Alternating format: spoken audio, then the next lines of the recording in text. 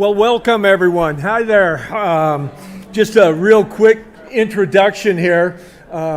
They closed the door, so I guess they're getting ready to say we got to get started here. My name is Dave Thompson, and I'll kind of go over the whole history and everything, but I've been in education probably 37 years now. I taught at CocoNuts. Thank you.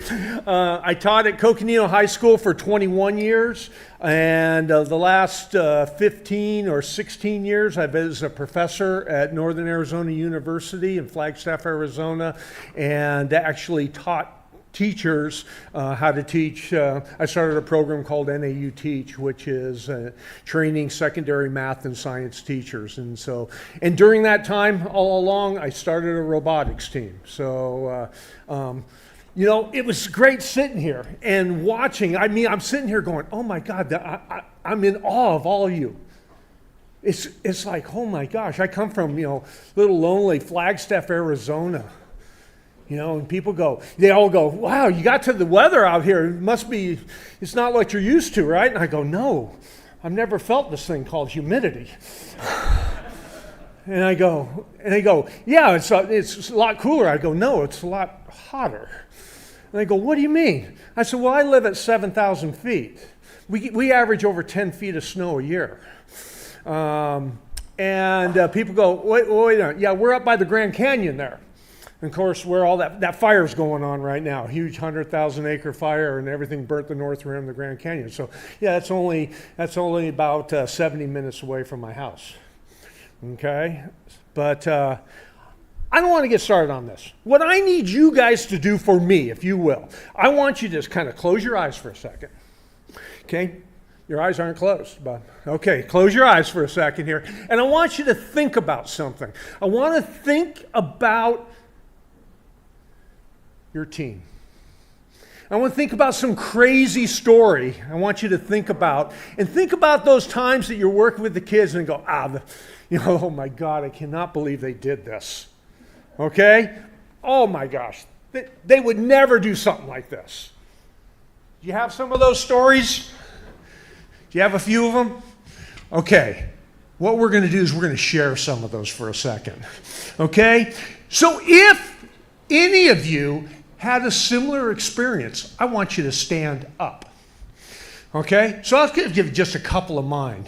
How about during that first year? Did any of you have your kids ride the robot cart down the stairs? Yes, stand up. Stay standing up. Stay standing up there, right? It happens. Okay? Yeah. How many of you heard the phrase, well, it worked in CAD? Stand up. Oh, I thought I'd get a couple of those. Yeah. How many of you had gone to the competition and your kids come and say, Mr. T, I forgot my underwear? And so then what you did, don't sit back down. If you're standing up, you got to stay standing. And then you go, well, fine. So you go to Walmart and buy them some Spider-Man chonies. How about some stories from you? You're sitting down. You got a story? Sure. Let's hear it. You ever had your team captain scream about all of their emotional duress with rookies right next to them? Stand up if that's happened. Okay, keep it going. Who's got another one? Someone sitting down. Do you have anyone sitting down got a story for me? Anyone? Come on. Oh, here we go. Got a good one. The final match at World Championship, the programmers come up to me and say, oh, we made a new auto, it should work.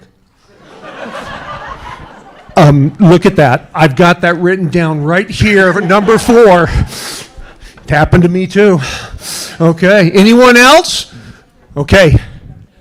You ever have your mechanical team make s'mores with a heat gun? Stand up if it's happened. Okay.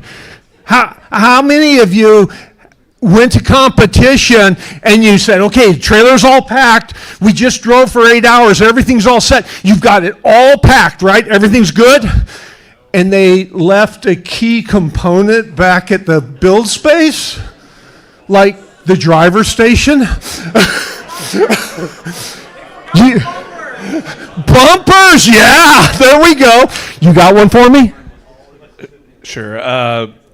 The programmers have a dedicated weekend for programming. Walk in and see that the build team has disassembled the robot. Did that happen to anyone? Anyone? Okay. All right, Juju. You're still sitting. So come on. You're so new. So, do you have anything? That's all right, guys, because this is what I wanted you to look at. Folks, look around the room. Look around the room. How many do we have sitting? They're not many. And guess what? They haven't been in it very long. I'm serious, okay? Because that's the story and the journey I'm going to share with you. And that's the story of the CocoNuts and why we are nuts, okay? So thank you. You guys can have a seat.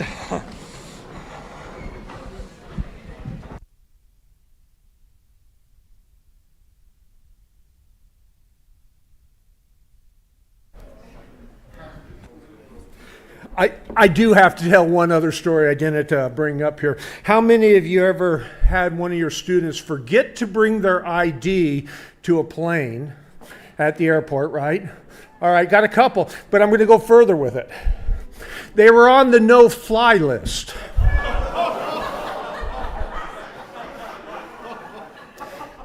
Philemon Rodriguez is my son.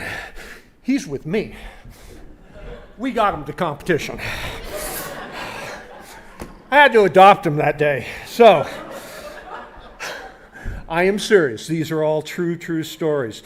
Booked a hotel in Atlanta, Georgia. First time going to World's Championship. And of course, he goes, cost is effective. I don't have $200,000 in rooms and things of this nature. So, Travelodge. But they also sold those rooms by the hour. Kids, lock your doors unless it's us coming in.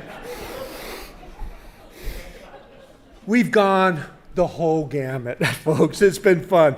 So let me tell you a little story about the inspiring journey of the Coconino High School robotics team and how we went from basically an idea to, I guess, world champions in the Hall of Fame. I don't know. I pinch myself every day and go, wow, I can't believe it. I don't even understand it. I don't know how we did it and what happened. But, so I've got some things we're going to cover. And the first thing I got to deal with is those founding years, the birth of the nuts, how it actually started. All right? Now, I told you that I was a science teacher at Coconino High School. And I happen to have a student teacher. That student teacher, many of you may even know. That student teacher actually is top lady up here on top. Her name's Christine Sapio. Okay? And Christine Sapio is a student teacher of mine. And I was working with her and mentoring and going through, and I saw a lot of potential in this young lady. And it's one of the things that I'm really very, very proud of because I got to continue to mentor her what it means to be a mentor. And continuing on that path. Today, she is a Woody Flowers champion at the world's level. And so I was sitting home one time, and I got this phone call from Ann Kirkpatrick. Now, Ann Kirkpatrick is the U.S. representative for Arizona. This is in 2008. I'm going, hello? Yeah, this is Ann Kirkpatrick. And I go, who is this? Oh, okay. She goes, Dave, have you ever heard of this thing called FIRST Robotics? Nope.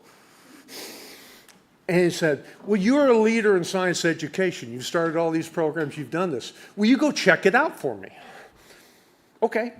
Sounds cool. When's it going to happen? Well, it's this weekend. This was Friday. Christine, you want to go check out this robot thing? What? She always says 2 most dangerous words. Hey, Christine. Because I come up with some stupid idea. And so I asked her, I said, hey, Christine, you want to go check out this robot thing? When is it? I'm going to leave in about 30 minutes. Okay, I'm not doing anything. Let's go. So we drove down and we went and checked out a kickoff. I was blown away. All these teams coming up to me. You could start a team. You could do this. Whoa, whoa, whoa. I don't have any kids. I don't have anything. No, you can do this. You can get it going. Okay, let's see what's happening here. And this was during the season, rack and roll for some of you old farts like me. Okay? Rack and roll. And so we were looking at this thing, and I went to a competition, and I was absolutely blown away. I've coached basketball, I've played it, I was in sports all along, but I've never seen the excitement, that drive, that passion, and all for the right reasons. And it's what Julie was talking about, what Dr. Smith was talking about, what Michael. That's why we're here. And I was blown away by it. And I came back, and so I went to my principal at the time. I said, Dave, I'm going to start. His name was Dave Roth. Dave, it was easy to remember Dave's. And so I said to him, I'm going to start a robotics team. We have no money. Okay, we'll figure it out. We have no way of getting this going. We have nothing. We'll figure it out. And we kept going on this, and I said, I'm going to start this team. So I went to the superintendent, and the superintendent goes, we have no funding. We have nothing to be able to do this. We can't start this program. Okay, what if I do it myself? Okay, we can do it. So I got the permission to do it. My wife screamed because the team for the first 5 years was funded on my credit card. Maybe, how many of you have had to fund your team? Look how many hands go up, guys.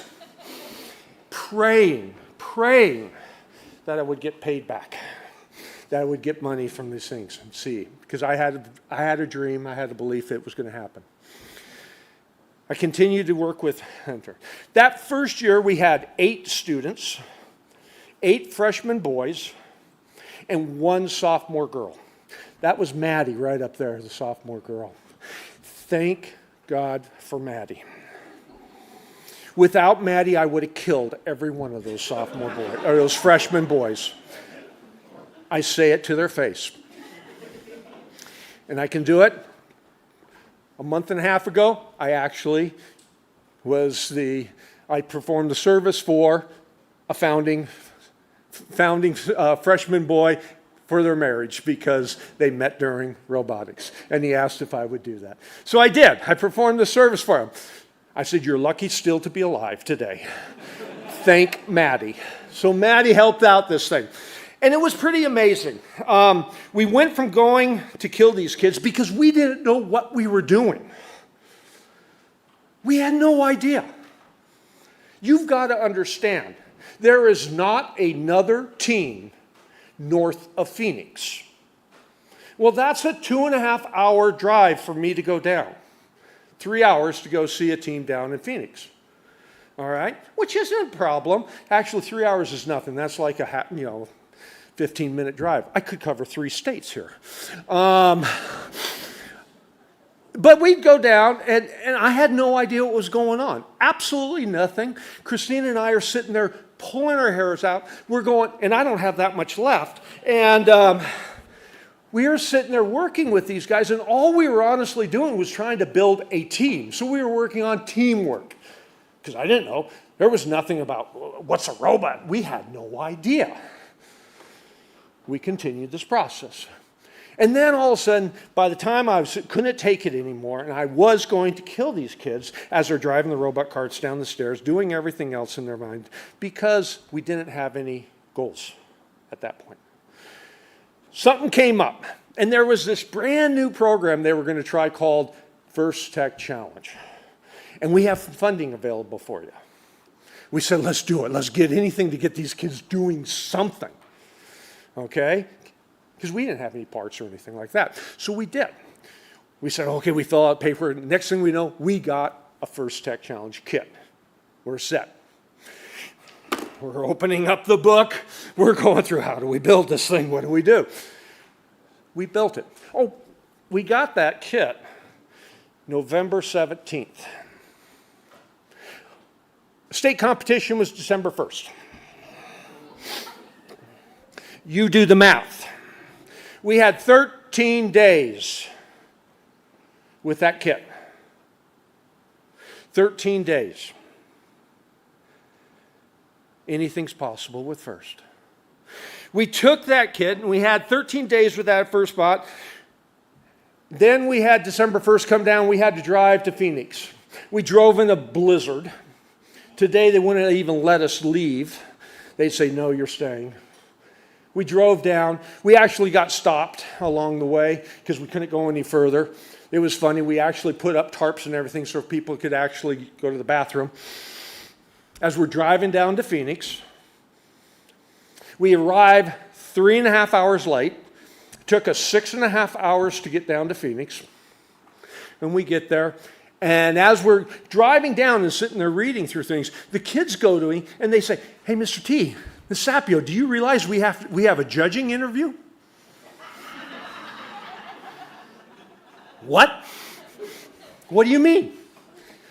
Yeah, there's a judging interview. What are you supposed to do? Well, it says we got to tell them, about our whole journey and everything. I said, okay, just go in there and don't embarrass yourselves. Quote unquote. Don't embarrass us, don't embarrass the school, and tell them your story. Just tell them your story. Okay? So that happened, and we played the game. We actually played the game. And our first bot was this guy right there, little 529. Okay? We called him RoboPup. He was so cute. They go, you should win the cutest robot award. Okay? Maddie's putting the thing together. We're working on RoboPup. And we did this. And we played the game. We did all right.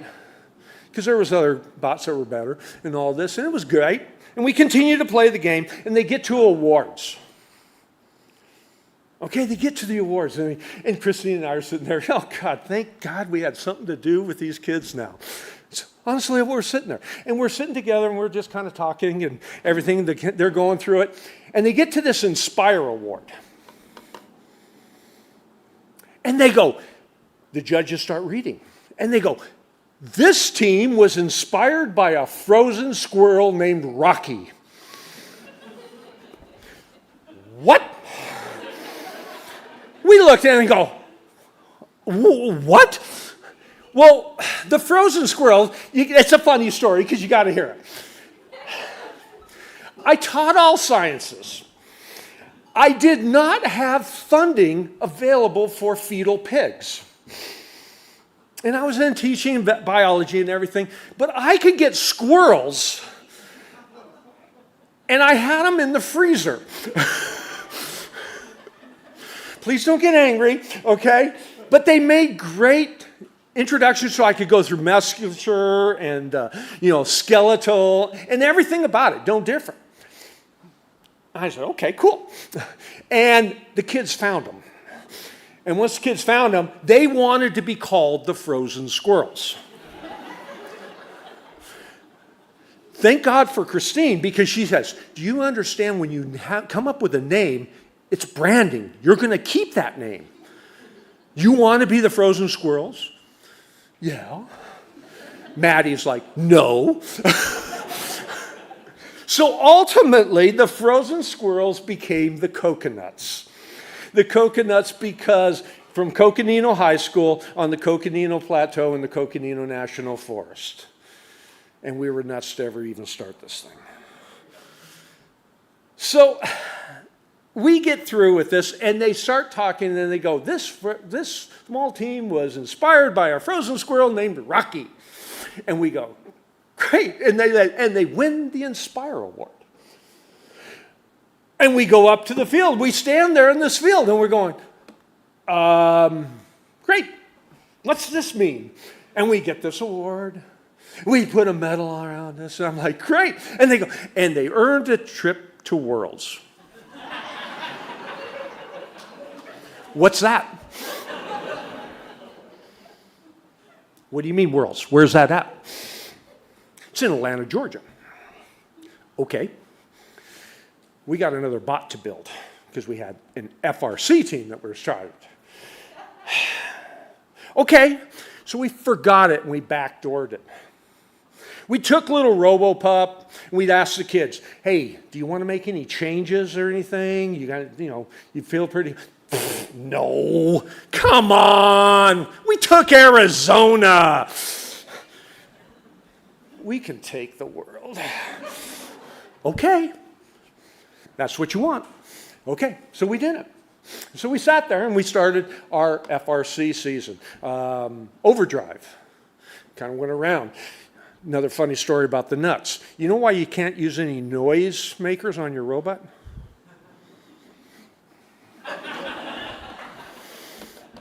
Yeah, overdrive. We didn't have a very good robot, but it could drive. And if you remember, anytime a robot got in front of you, you had to work your way around it. I had a great idea. I said, let's put a horn on it and we'll beep the horn to let them know. And so referees, where's Michelle? Referees reading the book said, wait a minute, if they are blocking you, they get a penalty, so you can't. So I'd go, beep, beep, beep, beep, every time coming up to people. And that's the next year they changed it. And you could no longer have noise devices on your robot. But yeah, we got a horn off of VW. It's like beep, beep. It was pretty cool. So we played the game. We did all right. But that's not what this story is about. The story is really about change. Okay? But you're looking at someone who is totally clueless. Guys, that's why I'm in awe. I look at all you and I'm blown away. People come to me, you must know so much about robots. You got coding and all. Nope. But I know how to inspire kids. And was the ticket. It wasn't about building. It wasn't about that. It's how can I get the kids to buy into it themselves? And they did it.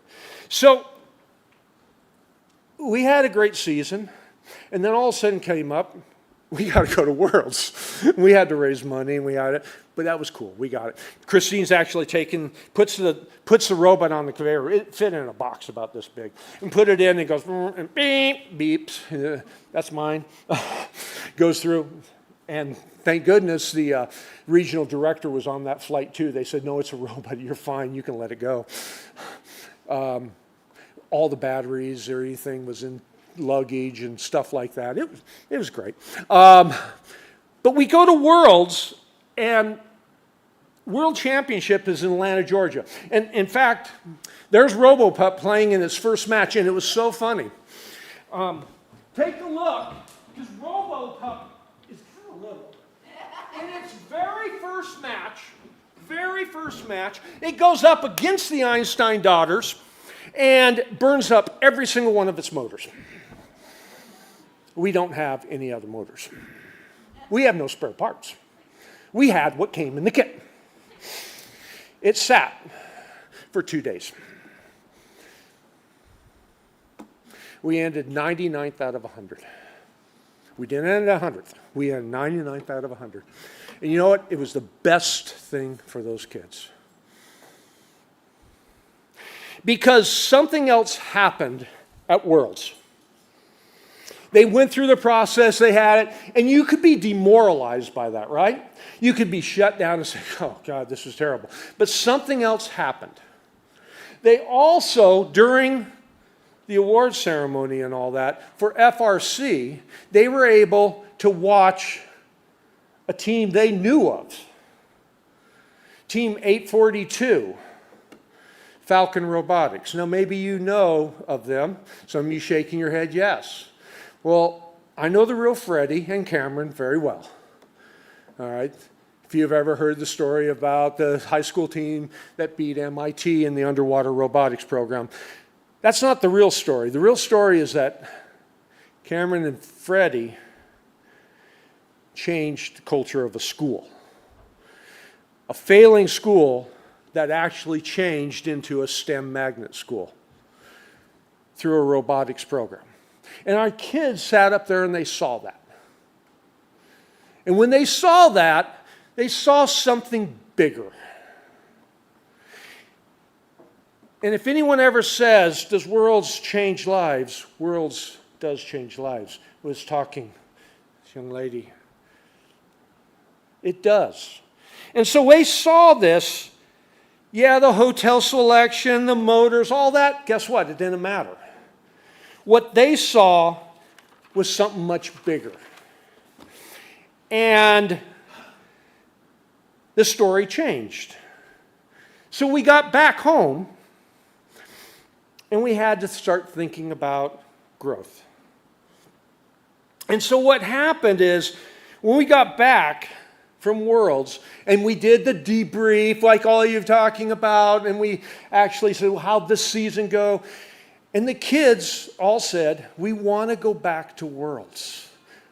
We want to go back to Worlds by the time we're seniors. Okay, we have 4 years. We can do this. And I looked at the kids, I sat on them all like you out here, but it was only one table. And I looked at them, I only had 8, right? And I looked at them, Christine's with me, and I said to them, looked real carefully in their eye, and I said, who won the World Series last year?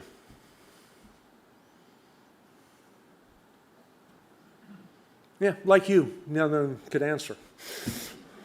And then I asked them, well, who won the Super Bowl?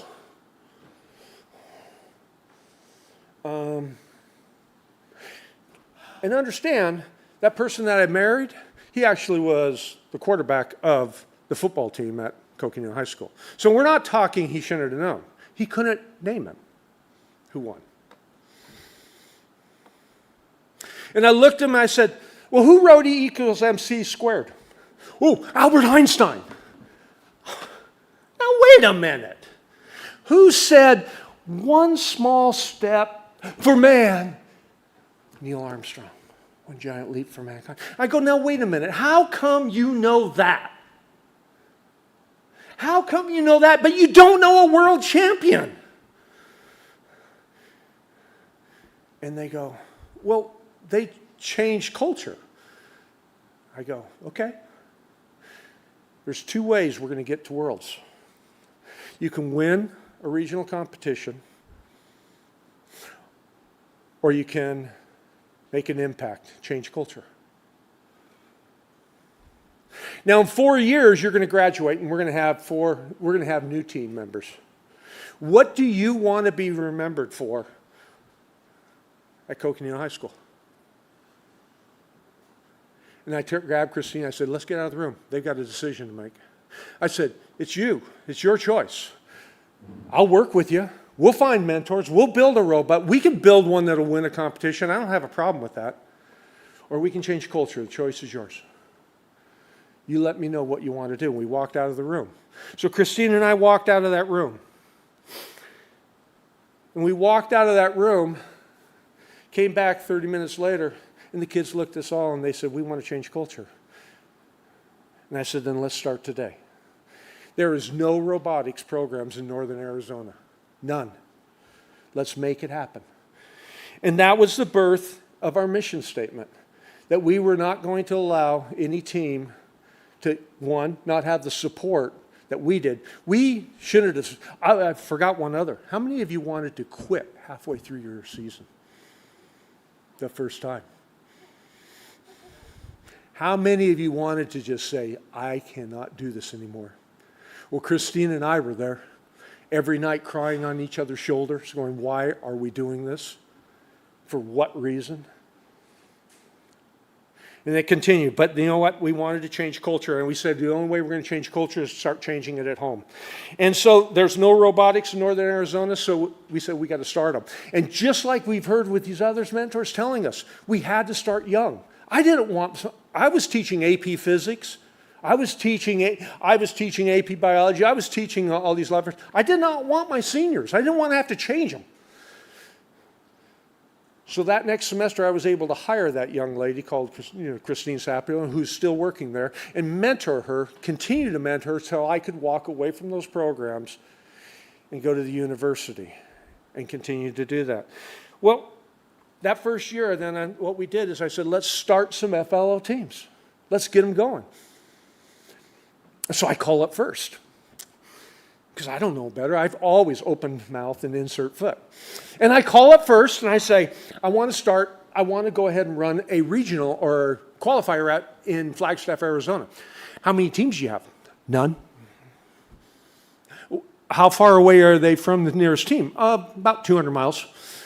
Well, you can't do that. Maybe you can do it in a couple of years or something like that. And I talked to Betsy Daniels. And I said, Betsy, no, I want to start it. Okay, well, we'll get you going in the next couple of years. I go, I want it this year. This is in September. When do you want your competition? November. You can't do that. You don't have any teams. How many teams do I need? You need at least 12. I'll get you 15. Okay. If you can get them up on teams, we can do this. I went to every single principal. I knew them all personally. Went to the principal and I said, here, let me show you how to enter it. And now see that button right there? You got a team. Dave, I don't have any kids. Don't worry, kids will come. Let's just start it. You did the hard part. We started 23 new teams that year. Went to every single principal. We had 18 schools in the district. We started them in some community teams. We ran a 24-team event because a team came up from Phoenix. They heard about it. It was great. I didn't know how to run an event. Christine and I go, the only thing we've been is the Worlds. Let's run it like that. So it was big. It was like a party. We had all sorts of things going.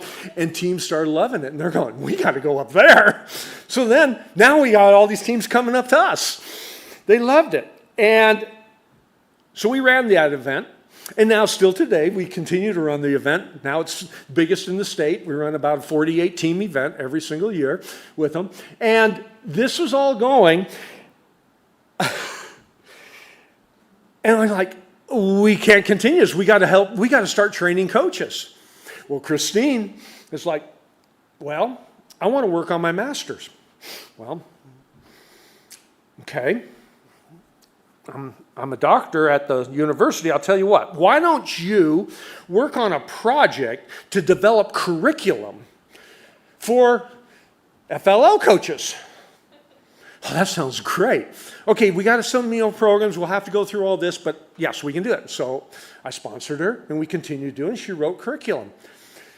First calls us up after a couple of years, after that next year, and says, do you have curriculum for FLL? Yeah, we do. So we went to First. Betsy Daniels sends us out there, and we did training for them. And we continued this training, and now it's kind of part of what they continue doing today. And when we continue that training, we've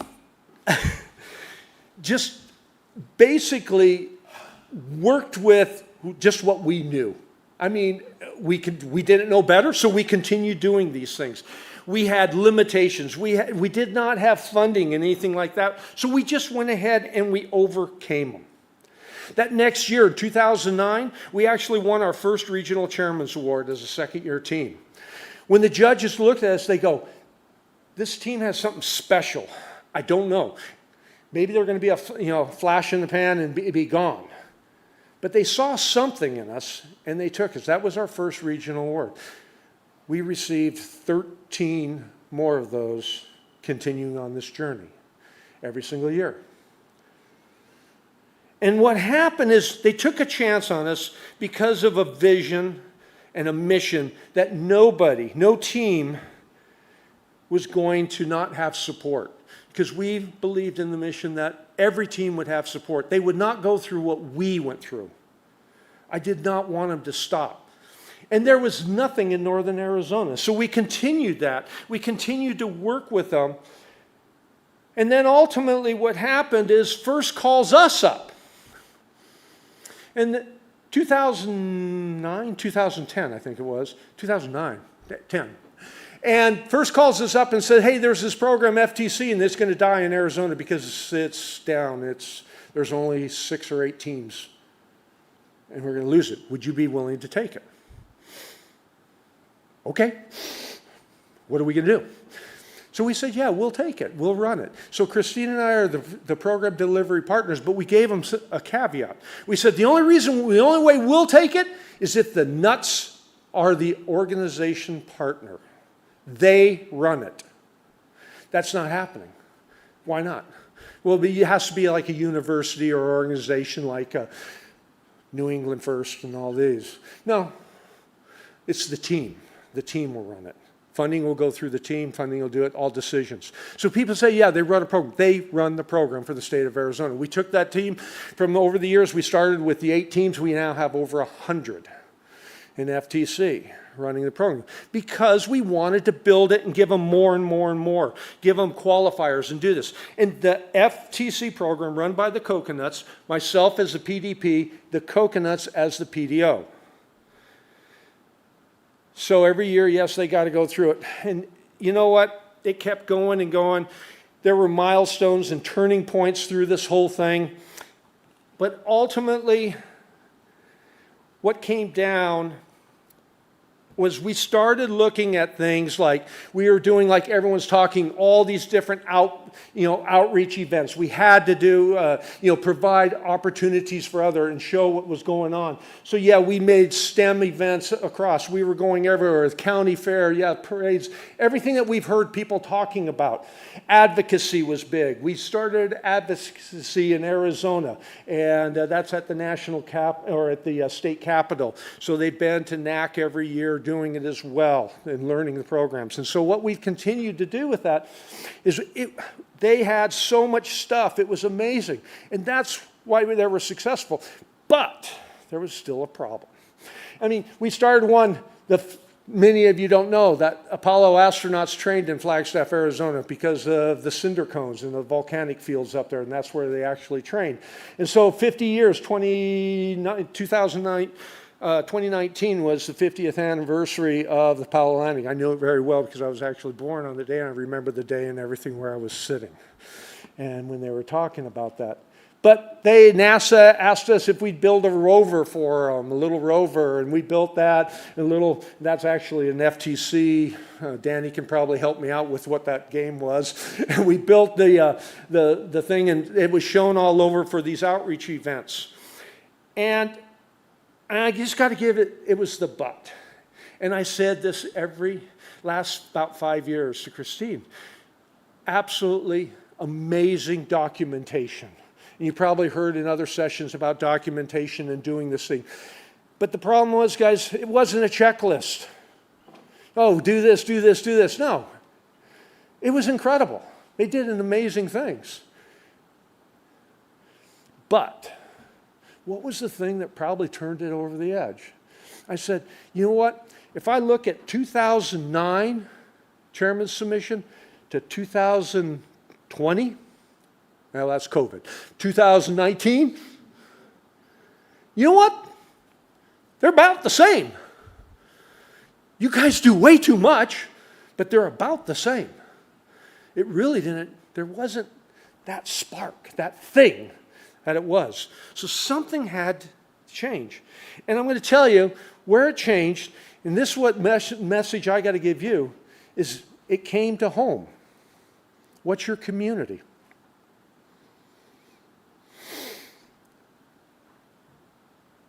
Because a third of my team is indigenous. Their home is the Navajo Nation. Now, I'd been going to the Navajo Nation for 18 years, talking to them. You got to get robotics going. And I'm going to tell you, we would drive to Kayenta, 4.5 hours away for a 15-minute presentation. Sounds great. Turn around and come home and never hear anything back. We would do it every Anytime someone asks, hey, would you come and talk to us about this? Yes, we'd go and talk to them. We talk to tribal leaders. We talk to the government. We talk to education leaders. But ultimately what it came down to is that was their home. Now the young lady sitting there, that's Elena. Elena actually lives in that home up there on the top, that hogan. Okay? She lives in Cameron. Cameron is 65 miles from Flagstaff. Gets on a bus every day, morning at 5 o'clock in the morning, usually well before the sun comes up, hops on the bus to get to Coco by 7:45. She's on the bus, 3 hours to get there, 3 hours to go home. Because she wants to be a coconut. Okay? That's the boundary of the school. Guys, you don't understand size and big. Incredible. 36% of Native Americans drop out of either middle school or high school. It's a lot like urban cities. Incredible high. What's more shocking? 0.4% of STEM workers are indigenous, 1 in 240. We know we're in a white male society. And Juju, thank you for being female and doing this, because I'm going to tell you, that's the same thing. That's why we have Christine and myself, because we work on two sides of the coin, and I can't always reach one, and she can't reach one. So we work together with it, and you got to have those role models. But who are the role models for my indigenous students? And so what happened, we would continue going up. We would go up to the Navajo Nation, and we put on STEM events. And one time we were going up to this Navajo Nation, we put on a STEM event in Kayenta and Chinle area, and it was for the Miss Navajo Fair. And when we put on this one, we actually met an individual next to us. The entity was called NTEC, the Navajo Transitional Energy Company. And it's the ones that provide energy for the entire reservation. Well, folks, the reservation is huge. But what happened is when the CocoNuts and the NTEC got together, all of a sudden something happened. I sat down with them. I said, can we develop something together? But the difference was it wasn't me. It wasn't Christine. It was those young students that I had, because they came to us and said, we want to make a difference. And I said, then make a difference. Let's do it. And when I had them talking to them, all of a sudden, they created something. In fact, they developed it, and they patented it or trademarked it, and it's called RezBotics. All right? And it was a program for reservation schools. Well, guys, if you don't understand how big the reservation is, there's a picture. That's the four corners: Arizona, New Mexico, Colorado, and Utah. The reservation encompasses space bigger than South Virginia. It's about the size of Pennsylvania. Okay? Flagstaff sits right here. Uh-oh. It's gone. Okay, there it is. Well, Flagstaff sits right here. Cameron is right there. Flagstaff is right down here. And basically, for me to get from this side to this side, it's about 5 hours. One way. Okay, that's your distance, and so figure out Pennsylvania how far it is to drive across. Size, people don't understand that. So how do you develop something? So what we did is we said, wait a minute, that's the actual topography of it. We went ahead and said, we'll come to you. We're going to put on events there. We'll train your coaches. We will do everything on your turf. So what we did, and text like, can you really do this? I said, I give you my word, I'll do it. Looked him in the eye and said, we will do this. But I don't have funding to do it. Can you provide the robotics kits for the kids, the schools? First partnered with us and said, we'll provide the rookie grants. You guys provide the robot kits. The nuts will provide the training.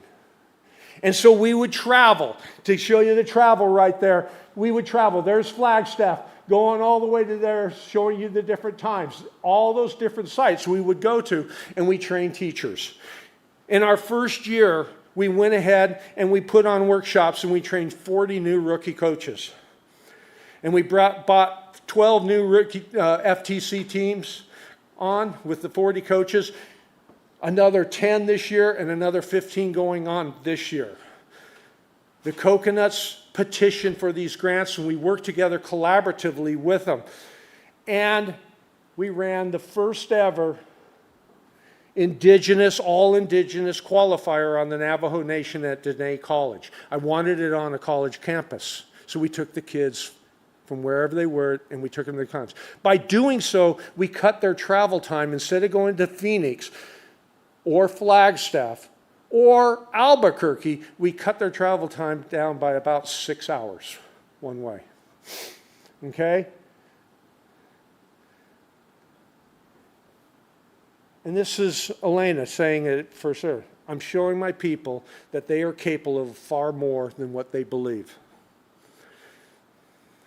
And so it grew.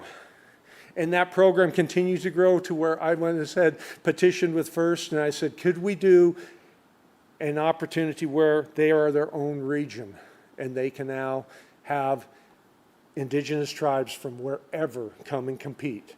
And so the Apaches, which are also right next to it, Navajo, the Zuni, the Hopi, and working together. Can we develop a program that can actually do it?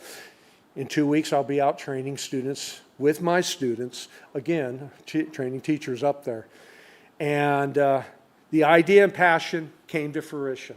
And that's what happened. So I kept saying, but what is the thing? And I think that was it. We actually identified something in our community that became a need.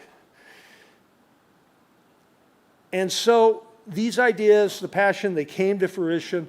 And that team on the bottom right there was the first ever fully indigenous team that went to World Championship. You want to blow away kids' minds? None of them had been on a plane before. Okay? So we continue to do that. And boy, I guess the best way, I'm going to just show a clip here, if I can.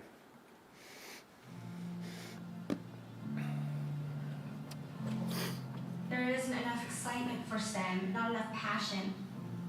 I want to break that barrier of not having indigenous people going into STEM. Yet, Elena Cloughan saying is she, Jennifer Ashley, Ashley Bashish team, Hushka Hadzoe, Edish Chibilagana, Edish Nilla, Hassan Ada, Shnachai, Cool High School Dean Shah, Gana Hassan Adina Shah. Yet, Kalisha Kazi Yinchte, my clans are Tachi, Bilagana Pitanchi, and Diné. I'm a senior over at CocoNuts High School and a member of the CocoNuts. On the Navajo Reservation, there is no STEM encouragement. One of the main barriers is the lack of internet, water, funds. I had never heard of FIRST Robotics or even the CocoNuts before.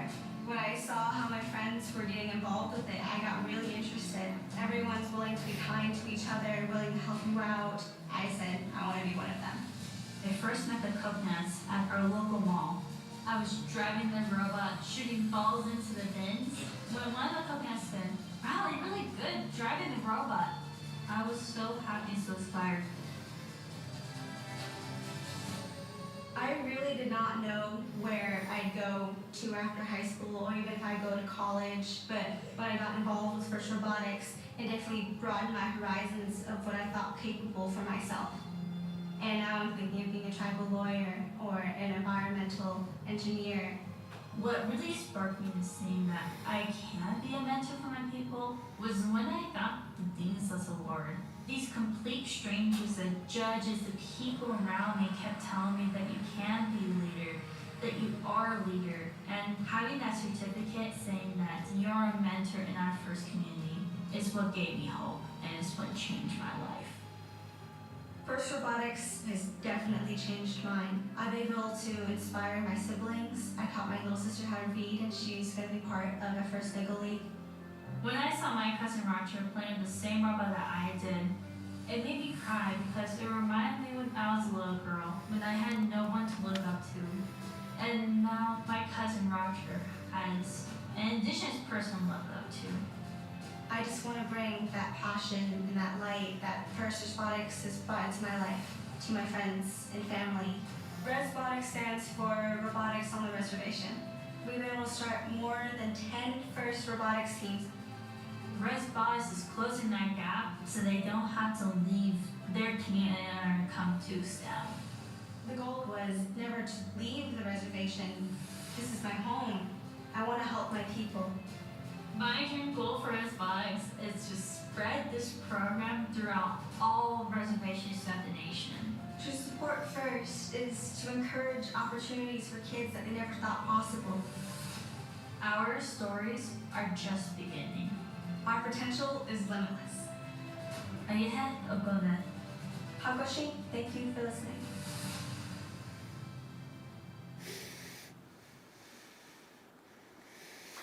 That's RezBotics. You guys, I helped film the video and everything and watch it. I still get goosebumps with it because those are the stories. It's why you're sitting in this chair and why you're doing what you're doing. It's because of those kids, right? It's inspiring kids, inspiring the future. If you wanted to go by the numbers, yeah, since 2008, that's what we did. And I can actually log that. I was talking to some folks, yeah, over 66,000 miles in a bus. Not a school bus, but one of the minibuses I personally have driven. Just like this last year, I drove to California. We competed. I drove back to Phoenix, and then drove to Florida, at Miami, and then Houston, and then back. Because it's what we do. You do things for the kids, right? And we continue. But when achieving that world experience and everything is life-changing, I'm just going to show this real quickly because it's showing something that's really changed something. I want you to see two people.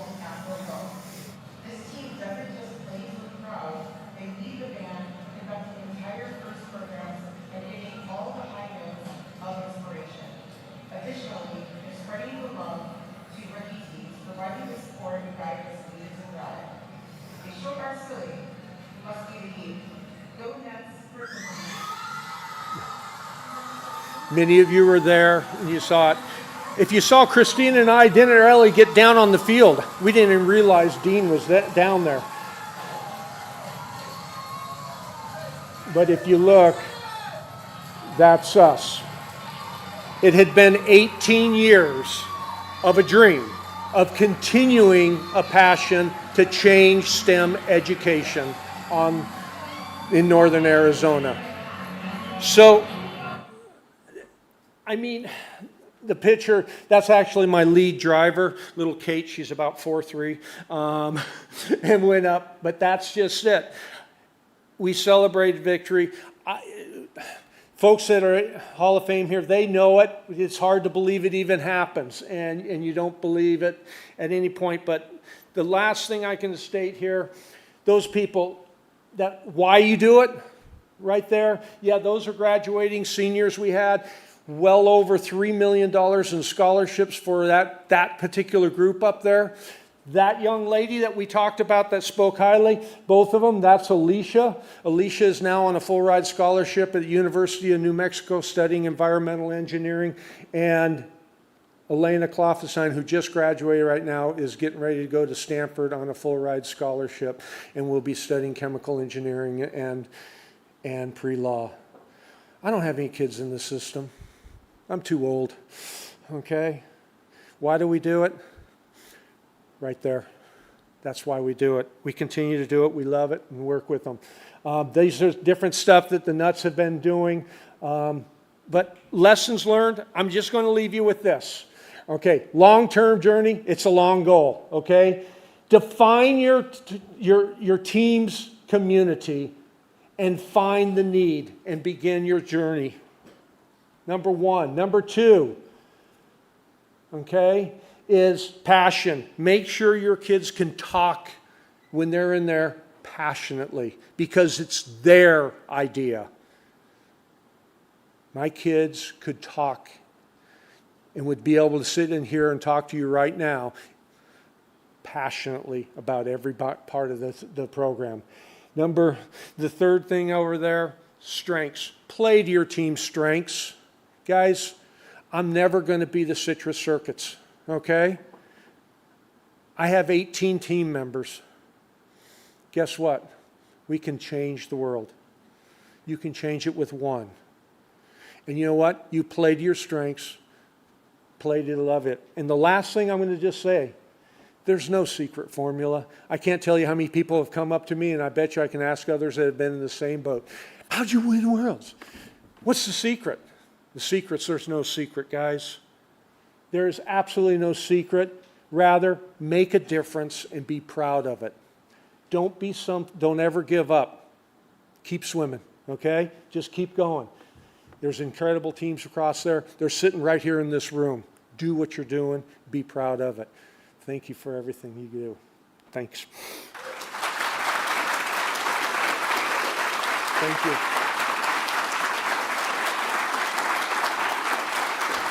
I'd love to sit down. If people want questions, I was going to have questions, but I looked at the time, and it looks like it's time. In fact, Sam even said to me, could you go on for 2 hours? And I said, I sure could. I hope you had fun. Guys, enjoy the day.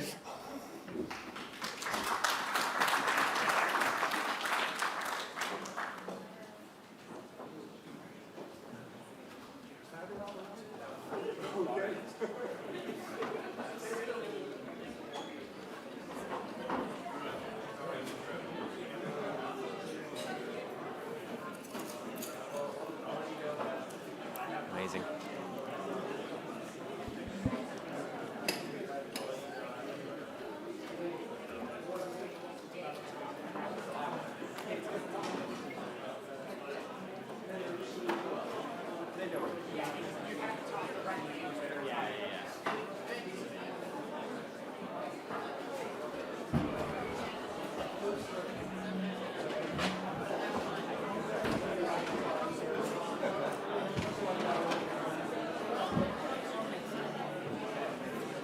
I vote we just don't.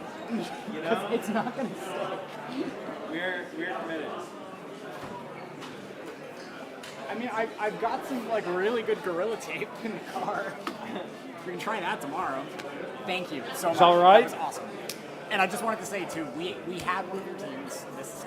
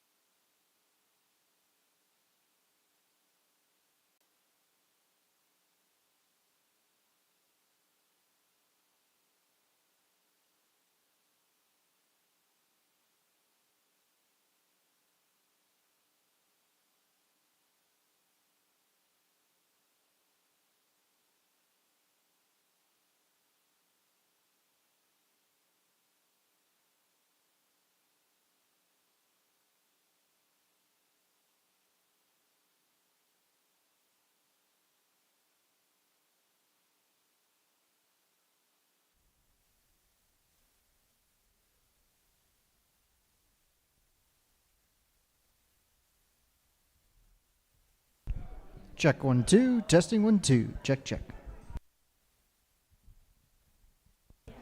Check 1 2. Testing 1 2 3. Check check. Testing 1 2. Check check. Testing 1 2.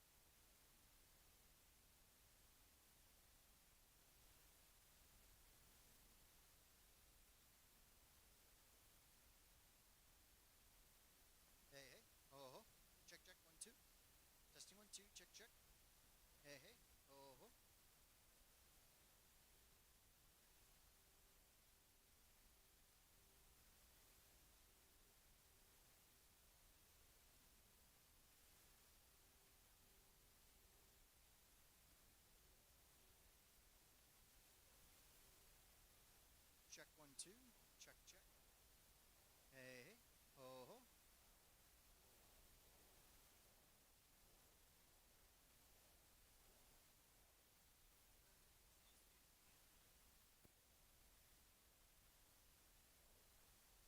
Check 1 2. Check check check check. Hey hey. Oh ho.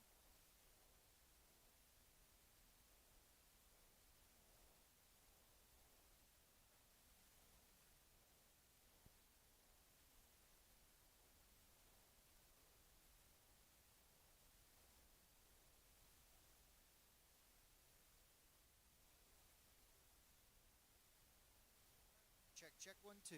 Testing 1 2. Check check. Check 1 2. Check 1 2. Hey hey. Oh ho. Check check.